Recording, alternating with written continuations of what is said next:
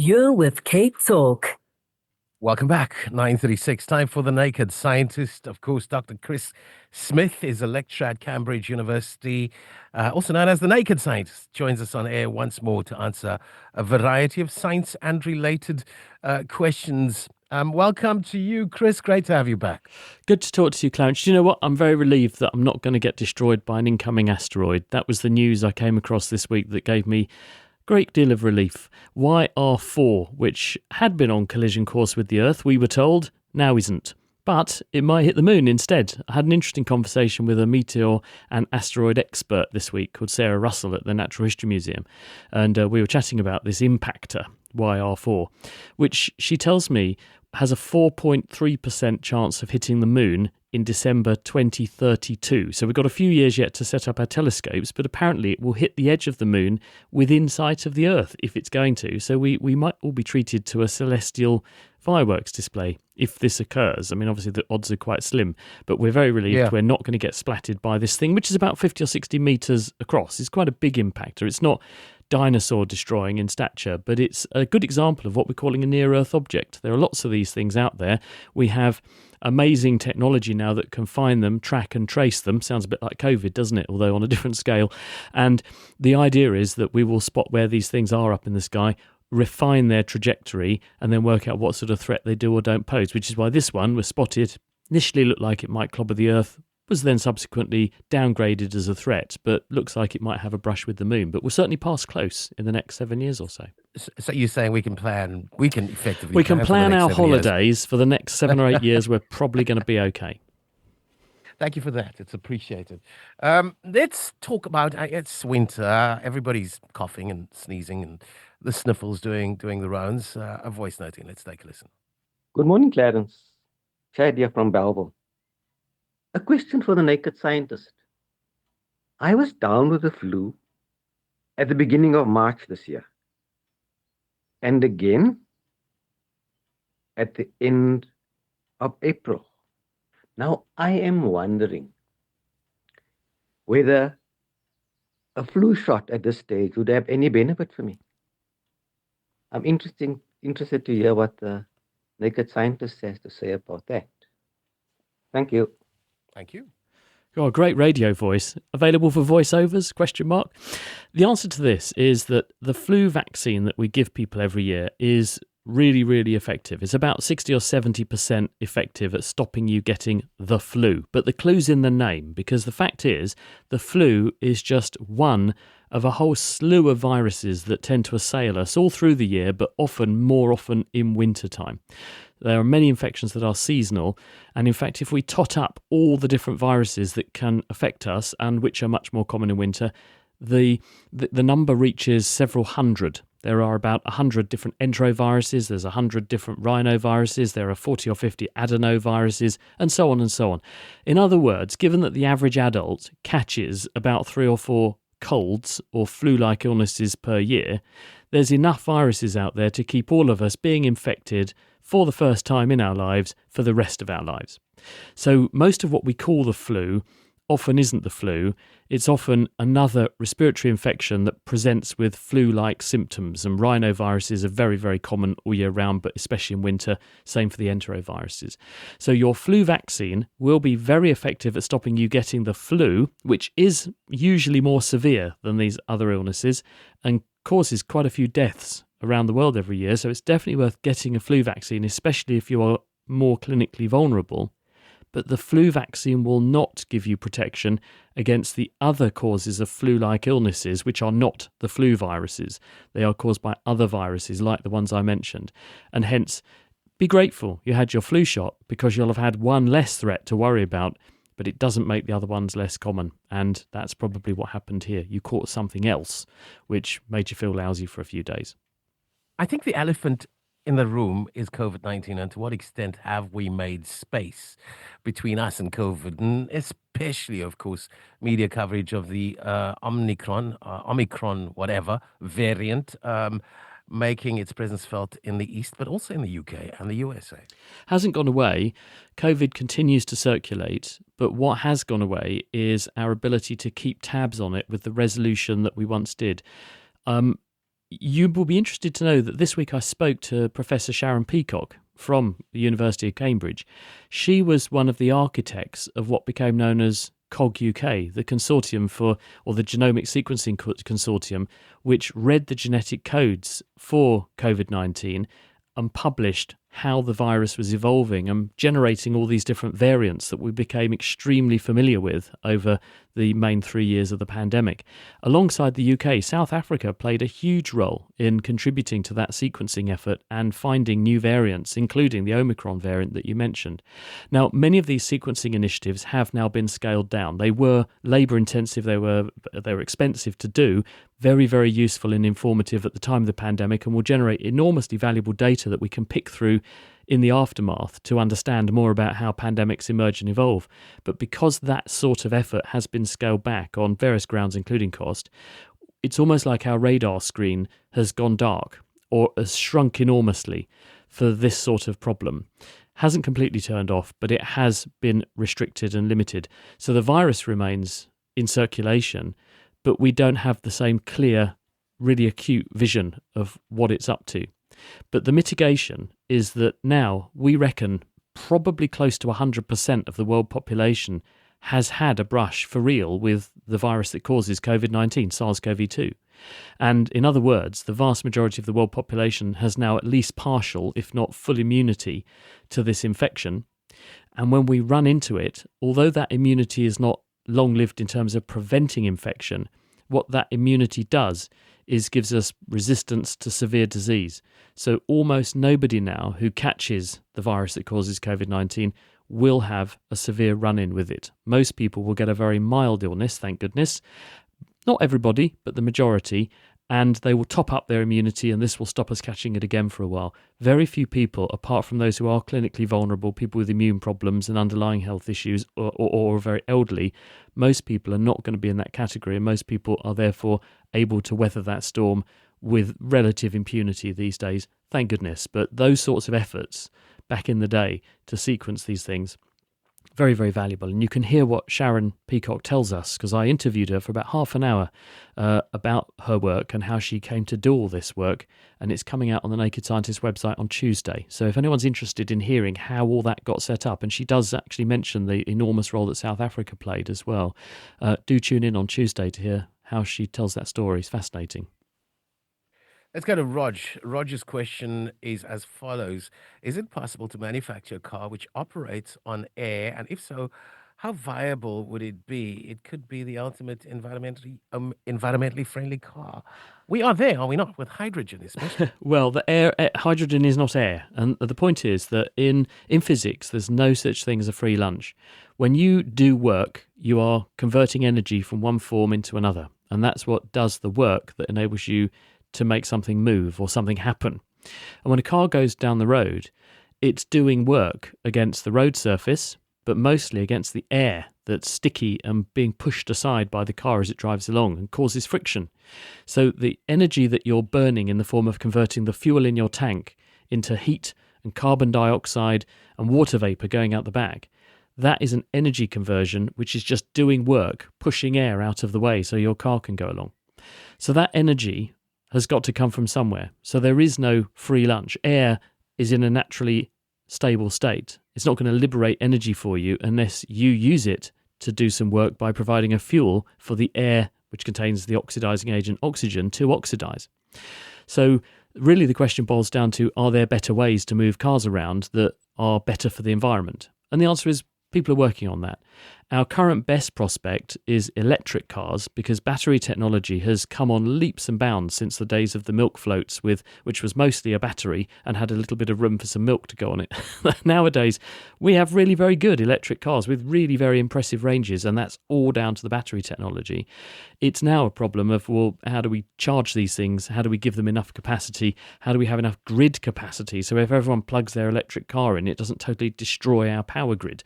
And many countries, South Africa being one of them, but the UK is increasingly struggling with a poor grid function now as we load most of our work onto the electricity grid and stop using fossil fuels. Hydrogen might be an option, but at the moment it is less advanced and less developed as a fuel and energy source than electric vehicles or gas vehicles. Still a fossil fuel, obviously, but it depends where you get the gas from and what you do with the products of that. But hydrogen is also regarded as a promising fuel, but less developed. The benefit of burning hydrogen using oxygen in the air is that hydrogen plus oxygen makes H2O, otherwise known as water, so the exhaust fumes are chiefly, although not exclusively, water. There's some oxides of nitrogen that will be produced as well, but this is relatively trivial compared to the problem of fossil fuels, lots of partially burned hydrocarbons and smuts and particulates, which we know are bad for us, and the CO2 burden. IP wants to know what the difference is between white sugar and brown sugar. Is there a need for these two types of sugar, and which one is best? Well, the white sugar is more highly refined. Now, that might sound like a good thing, but actually, when you refine it more and you remove more of the caramels and the other substances, you remove flavour molecules and you just produce more of the white sucrose molecules, which are a disaccharide. It's a couple of molecules stuck together, of simpler sugars stuck together. And so it's used because it doesn't impart flavour, it just imparts sweetness. So it depends what your use case is. If you just want to sweeten tea and you don't want to flavour the tea additionally, white sugar's best because you will just add sweetness. If you want to bake a cake and you want it to be a very rich, say, carrot cake, for example, putting demerara sugar, which has more of the brown colours in it, which are the cooked up heavier fractions of the sugar and caramels, they've been produced at a higher temperature, they will impart flavour. So not only do you sweeten your cake, but you get some flavour profile from the sugar. Some coffees will benefit from having some caramel, demerara type brownie sugar added because it will enhance the flavour of the coffee. So it really comes down to what your use case is, and that's why we have these different types of sugar, some which are purely to add sweetness and sweetness alone, some to impart some other notes to the flavour, which can enhance the experience when you eat it. And Vincent is on the line. Good morning. Morning, Dr. Chris. Hi, Vincent. My question is, why does the hair on our heads keep growing, but not that of our arms and legs? Right, okay. The reason for this is hair, first of all, where's it come from? Comes from hair follicles. Hair follicles are little rings of stem cells embedded in the skin, and their job is to produce the proteins that then are twisted together to form the hair filament. And this is a protein called keratin, and colour is added by another group of cells called melanocytes that sit at the bottom of the follicle, and they decorate the hair with melanin, the same stuff that makes our skin have the colour it does. Now, the hair in the hair follicle actually goes through three phases. When a hair follicle is making hair, it's in what's called the anagen phase. And this is almost like you squeezing a tube of toothpaste and producing a continuous tube or column of toothpaste squeezing out of the tube. When you stop squeezing, this is like resting, and that's when the hair follicle has what's called the telogen phase, when it stops making hair, stops metabolically doing anything, and rests. And then, as though you have lifted up the toothpaste tube and taken it away, you have what's called the catagen phase. The hair falls out and then it resets the process and starts growing again. So there's those three phases to the growth of a hair. And you can probably now see that if I change the relative length of them, I can change how long the hair is.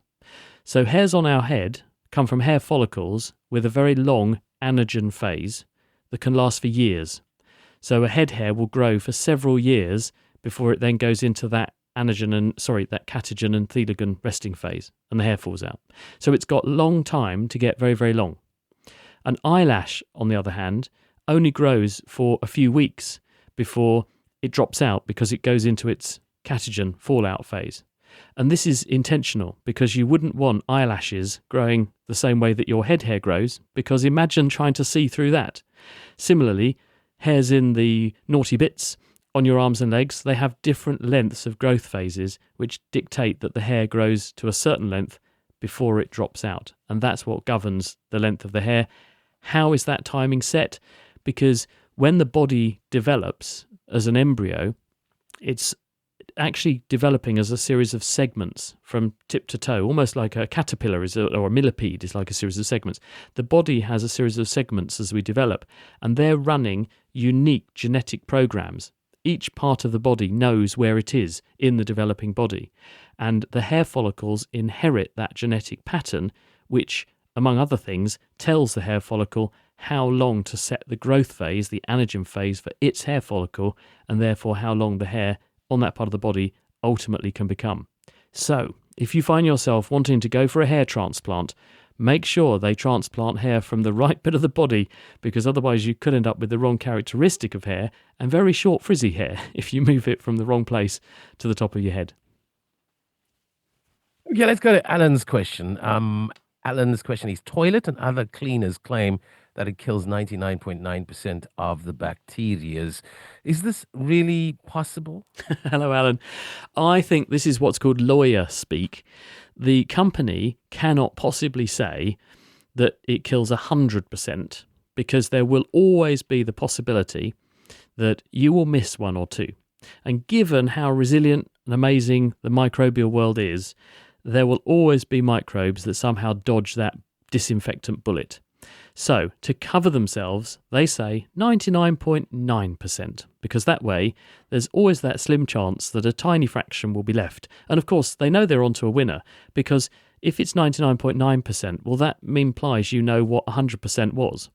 Therefore, how many were there to start with, which you don't. So you can never prove that the 0.1% that's left is 0.1% of what was there to start with, but it gets them off the hook so that you can't prosecute them saying, you told me this would give me 100% sterilisation of this surface, and it didn't. So that everyone's a winner. 0.01% came through. Yeah, I get you. Okay, let's go to Janine. Janine is naked scientist. I'd like to ask if it's good for your health after a hot shower to finish with a cold one. Hi, Janine. It's not everyone's cup of tea. Some people like doing this because it's a profound wake-up call. When you have a warm shower, it's warm and cozy. It's like going in the hot tub or sauna or something and then going to bed. You feel very warm, very relaxed. The anthropologists and that kind of thing and the evolutionists will tell you this is because when you go in a nice warm soaking bath, it makes you think that you're a baby in the uterus again, and this puts you into a relaxed sleeping state and you want to go off to sleep. On the other hand, go into a freezing cold bath or a freezing cold shower and it wakes you up like Billy-O. Why does it do that?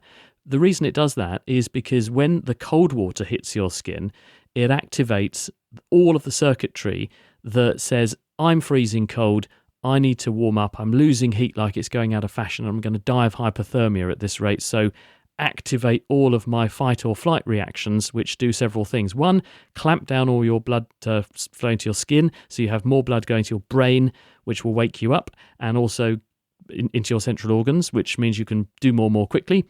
Number two, raise all of your hairs on your skin so you have goose pimples. This, from an animal point of view, is to trap air against the skin and act as insulation. Also makes animals look bigger, so they look scarier. So that's why your hairs stand up on the back of your neck when you're scared. We do the same thing because of our hairier past ancestry.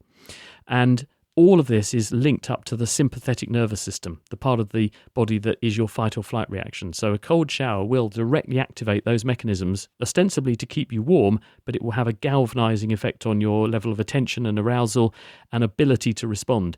So people do like doing that because it does get you really ready, pepped up to go. And if you need to be getting your feet in, putting first foot forward, it can be a very good way to do that. But be careful, because this kind of very profound drive to your sympathetic nervous system can wind up your heart, because it will put enormous amounts of adrenaline and its chemical relative noradrenaline into your circulation. It will send your blood pressure flying up and your heart rate flying up, and this is sufficient to cause problems in some people. It's one of the reasons why when people fall into very cold water, they fall off boats, for example, into a very cold sea, even if the sea's only 15 degrees, it might be 10, 20 degrees colder than the air temperature, and certainly much colder than body temperature.